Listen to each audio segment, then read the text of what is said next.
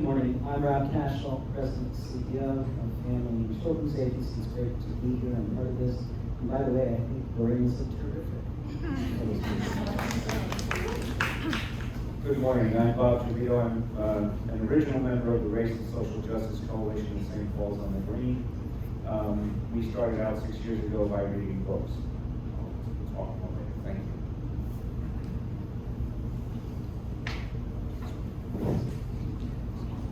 So if my mother were here, she'd say, Denise, you don't need a mic. But for Facebook, we'll use the mic. So although this conversation will be centered on integrating and centering equity within groups and organizations locally, obviously we bring ourselves to everything that we do. So the first initial question for the panel is kind of how do you define race equity? And how do you also define social justice? So I don't know if anyone would like to kind of kick us off.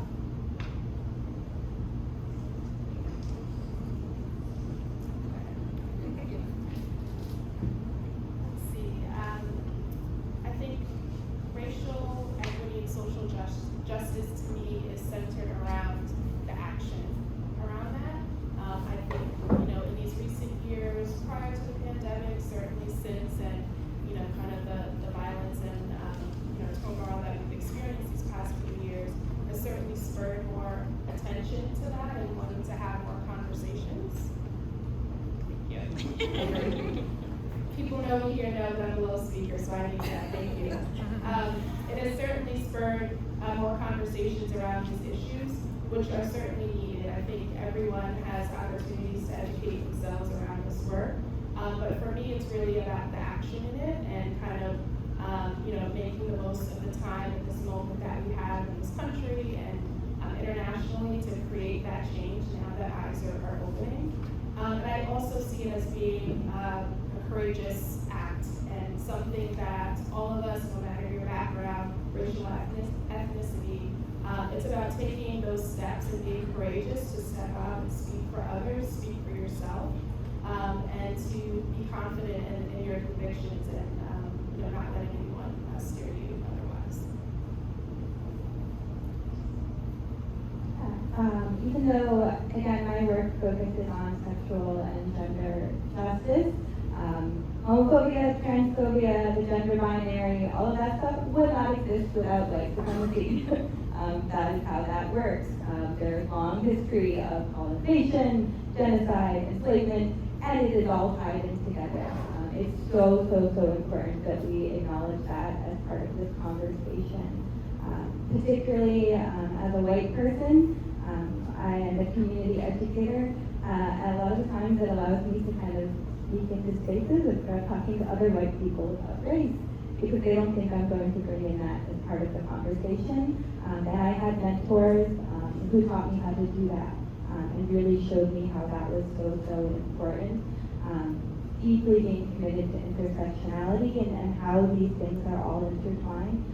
I think to me that is what I am always trying to bring and think about in all of these conversations.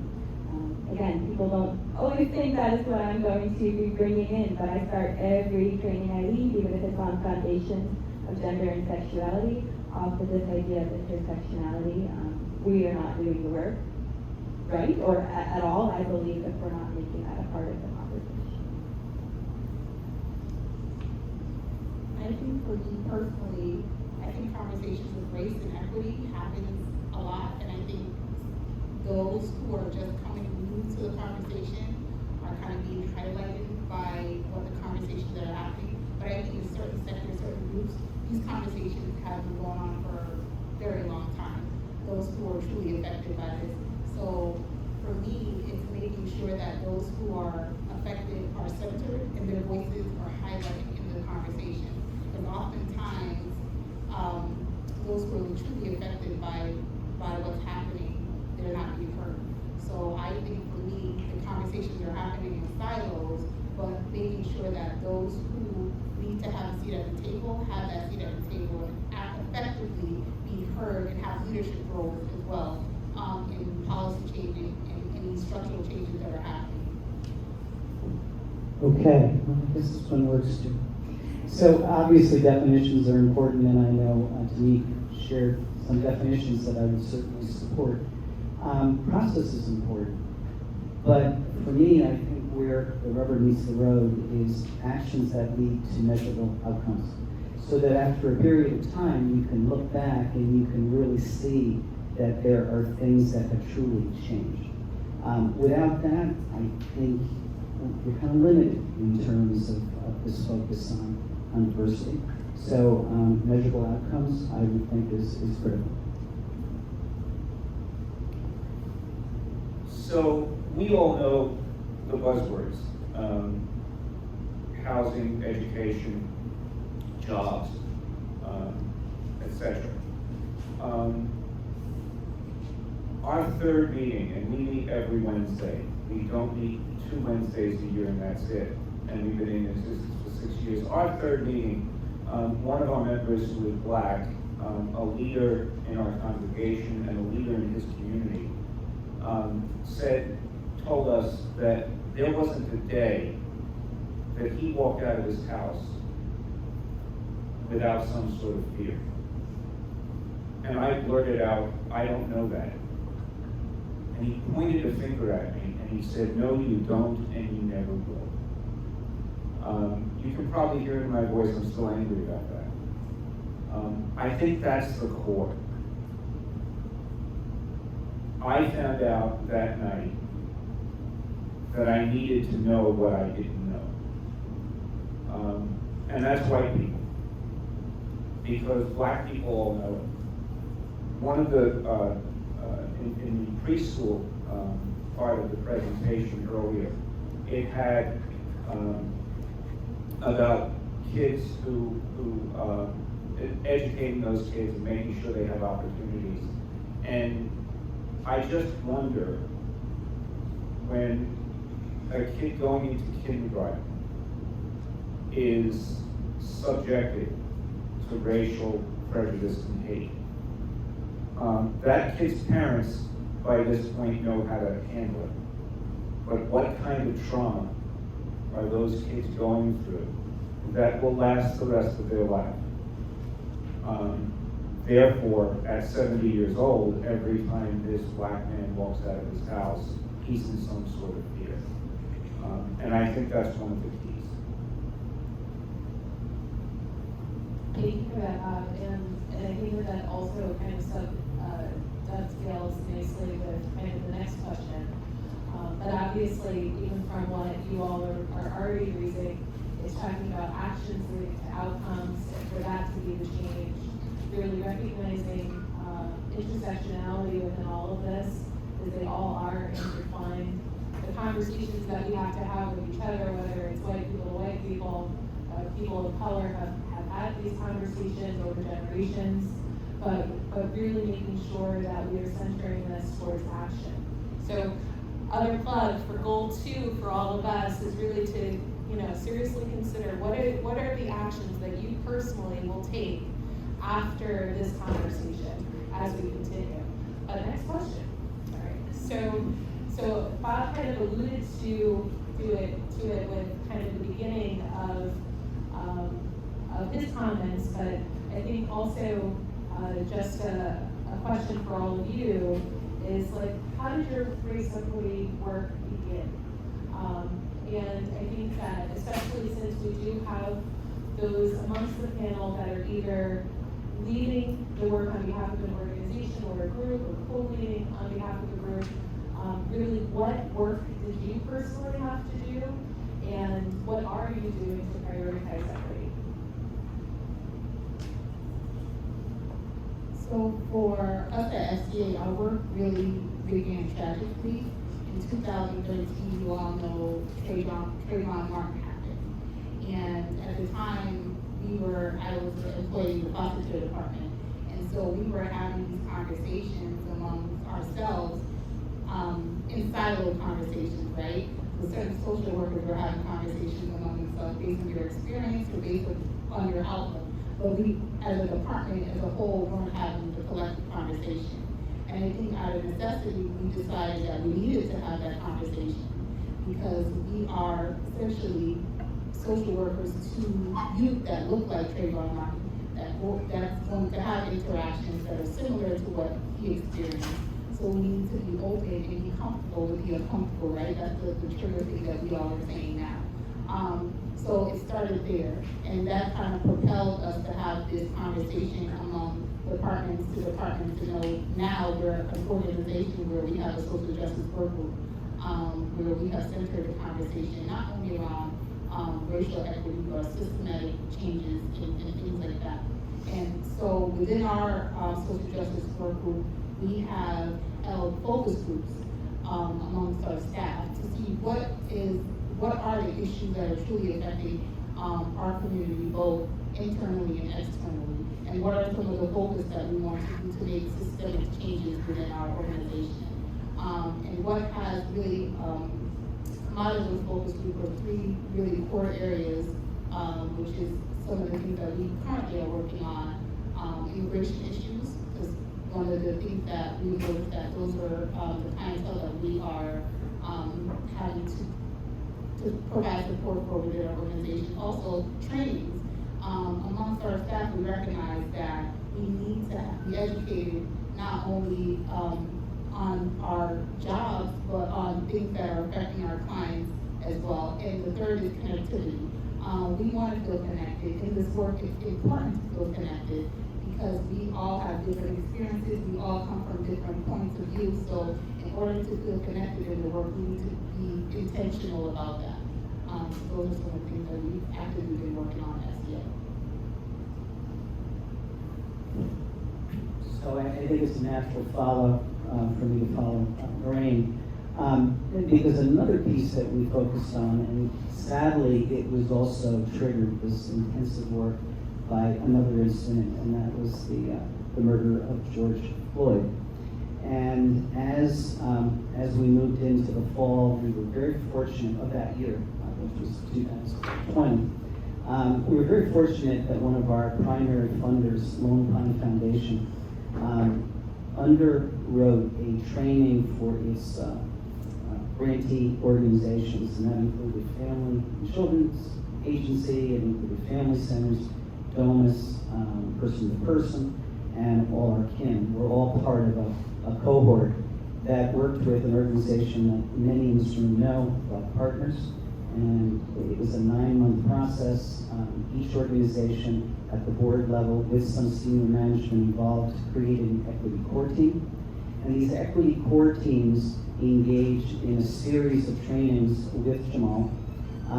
But more important to the actual trainings with Jamal was the work in between the meetings, because it was an opportunity for this smaller group of about 8 or 9 board members to really dig into the issues of diversity, equity, and inclusion. And some of the insights and eye-opening experiences of some of these board members who primarily were white very much mirror what you had talked about, where people were just blown away with what they didn't know and what they still needed to know. Moving forward, this work with the equity team and Jamal Jimerson led to an action plan the following spring. And the action plan was very specific. It included the establishment of a why statement. Almost all the organizations that entered into this training were focused on the issue of a lack of diversity on their boards of directors. And this is not unique to the 5-6 agencies that were there, but it clearly is an issue. Our board has been almost totally white, very little diversity. Well-meaning board members who have said for years and years and years that we need to diversify, but it doesn't really happen. So this training really, I think, created a process, created a why statement that established why are we doing this, because it's all well and good to say you want to diversify your board, but why are you diversifying your board? What's the purpose? And the equity core team worked very hard on this and really came to a very succinct why statement that really said it will strengthen not only the board in terms of new perspectives, new experiences, but it will very much improve the work of the agency. because we're a service agency. So with that in mind and a wise statement in place, we came up with an action plan. It included the issue of moving towards a more diverse board.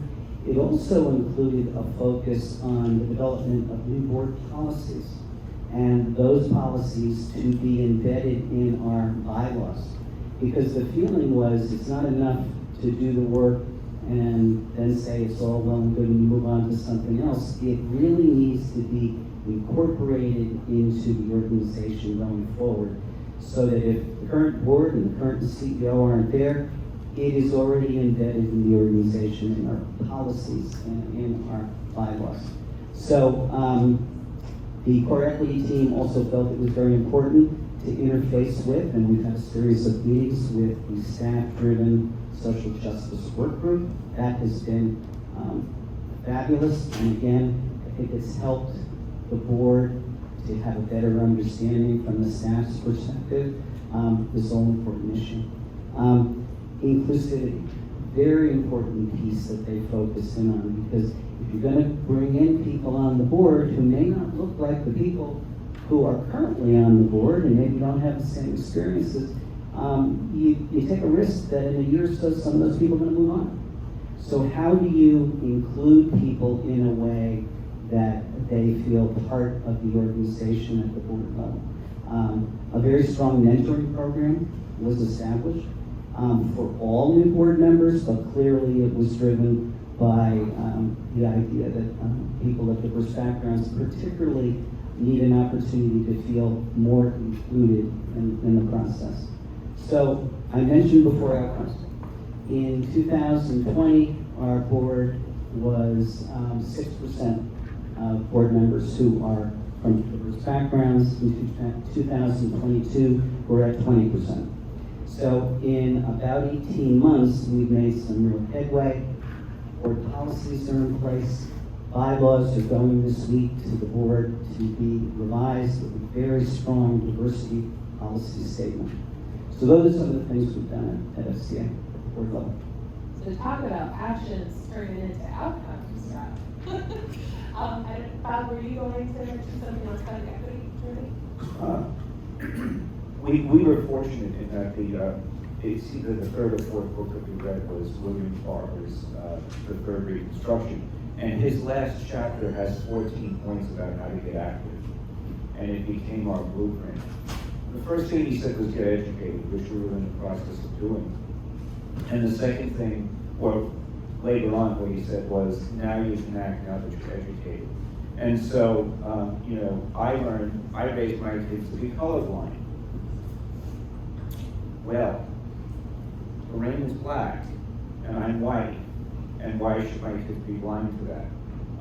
The things that you find out, and Barbara coined the phrase, know what you don't know.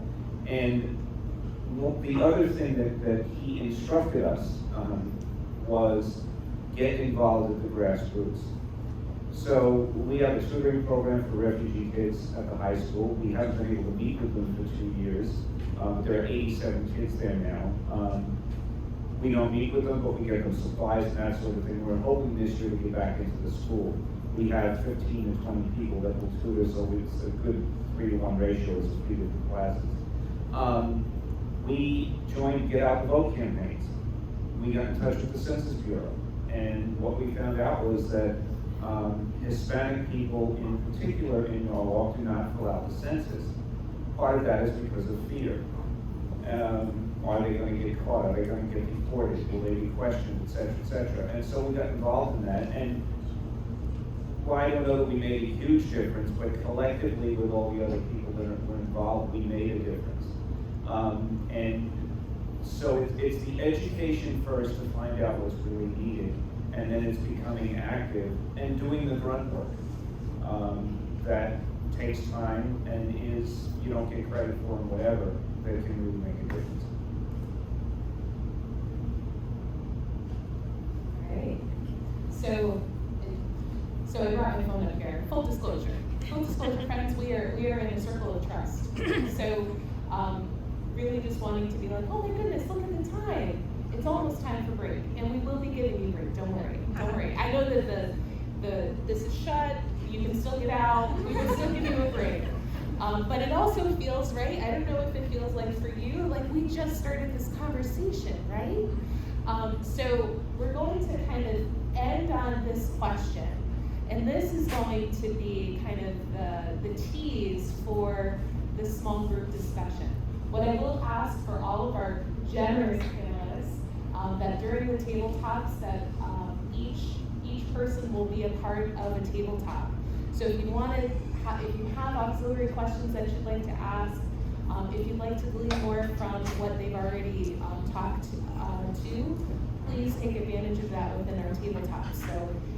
So there's that coming. But as our final question, kind of as a full group, with the limited time that we have left, what would be the main message that you would want this audience to take away? Whether it's guidance on someone who may be starting their equity journey maybe early on in, or for those that may have been doing this work for some time, what would be your main message to this group?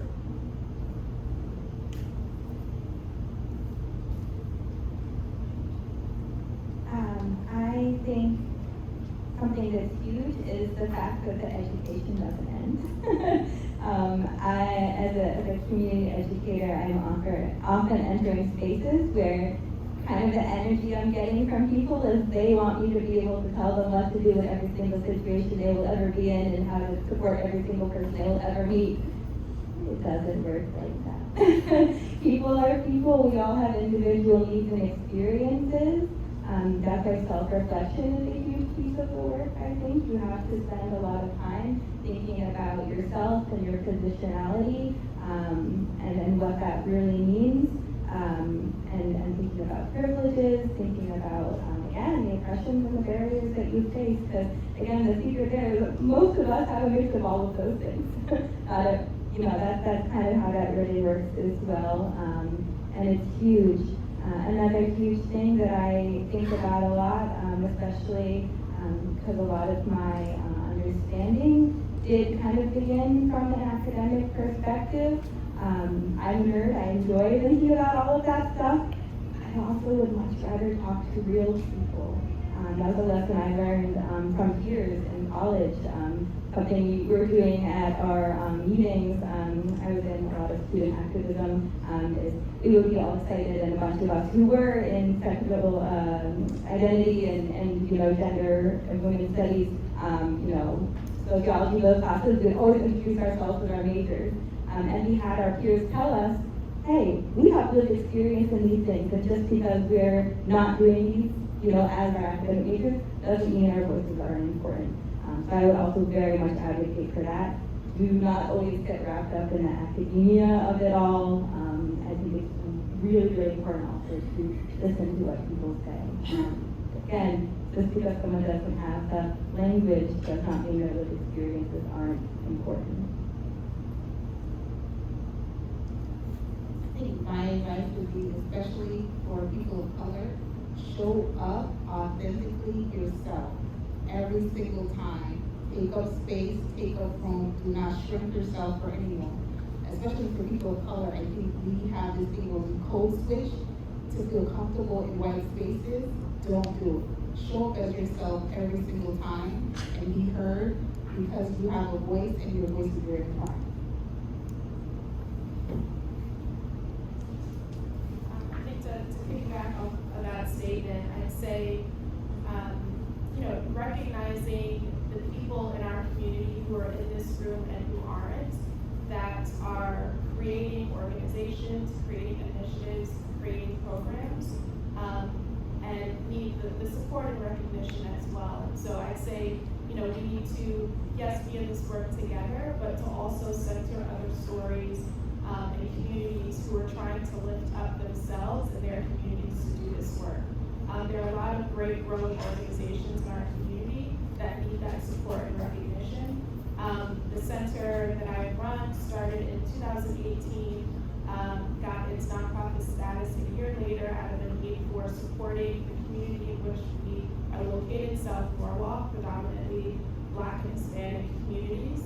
And we're working to provide opportunities to our families and to our community, yet the funding isn't always there for organizations like mine and others that I know are in this space, for various reasons. But we want to be able to partner with organizations that have access and opportunities so that we can lift up organizations like myself and other in this community. So I would just question our ability to really work in partnership.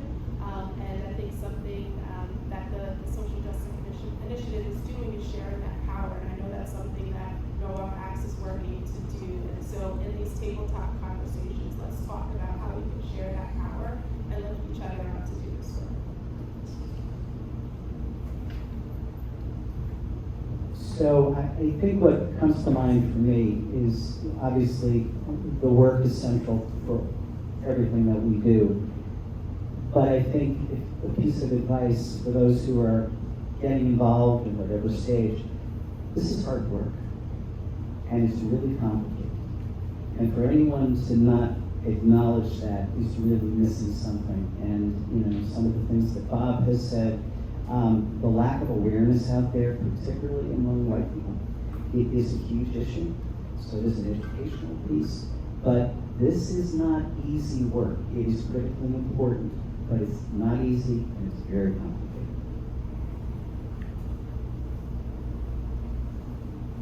All right, friends.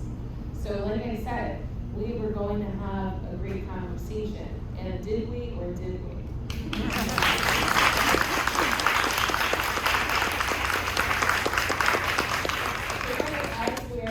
As we're kind of going to make our way, I want to say out of this door, for if those that would like to use both doors, okay, both doors. As we're embarking on break, really kind of consider what you've heard. So some of the large takeaways, obviously, is about finding your why. So we talk about our why a lot, and our whys are what are the deep pieces that lead us to action. So as we kind of proceed into the next piece of this conversation together, I hope that this is an opportunity for us to be able to identify what is our why? What are the actions that we plan on taking based on these conversations, as well as making these new connections, as Priya so eloquently mentioned. Like, where are the opportunities for us to be creative in our partnership? Where are the opportunities for us to be able, especially as people of color, to show up authentically as our whole selves? How are we incorporating lived experience as part of our work? How can we do that better? So really looking forward for this next piece of dialogue, but I'm going to give you 5 minutes to take a break, do a stretch, have some